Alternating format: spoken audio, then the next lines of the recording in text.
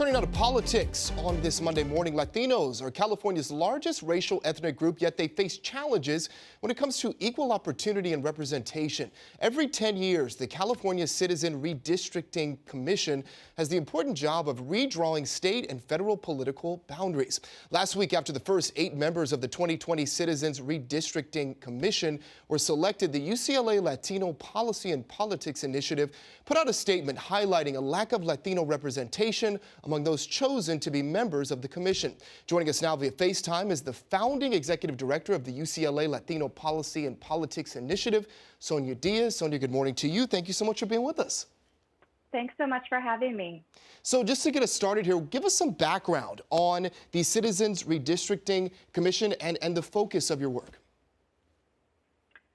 About 10 years ago, California voters decided that they wanted to take redistricting out of the hands of elected officials and into the hands of citizens. So like Arizona, California has an independent redistricting commission and people apply.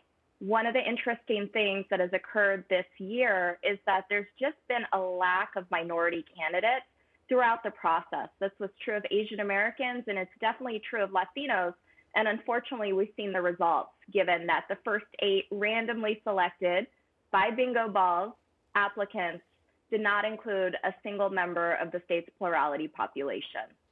Okay, so with that said, Sonja, can you talk about the importance of having Latinos represented on the commission? And of course, what can be done to ensure that there are fair opportunities for representation?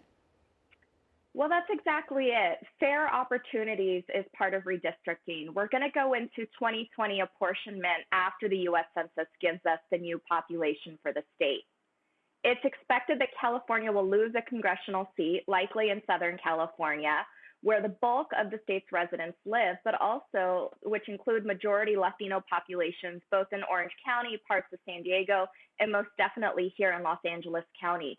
It's really important as we think about how to rebuild and reopen our economy that Latinos have a seat at the table, and that includes being able to elect their candidate of choice.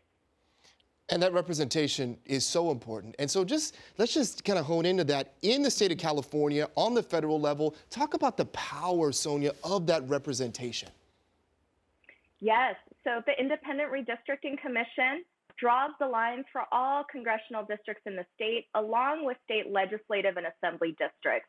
These are the elected officials that can decide whether or not we defund police departments, whether everybody has access to health insurance, whether immigrants are included in COVID-19 relief and recovery. These are decisions that affect people's everyday lives, and Latinos deserve a seat at the table. Right. And so we think about this year, we've had the pandemic, we've had calls for policy reform and social justice. And so what do you hope the impact of the 2020 Citizens Redistricting Commission will be?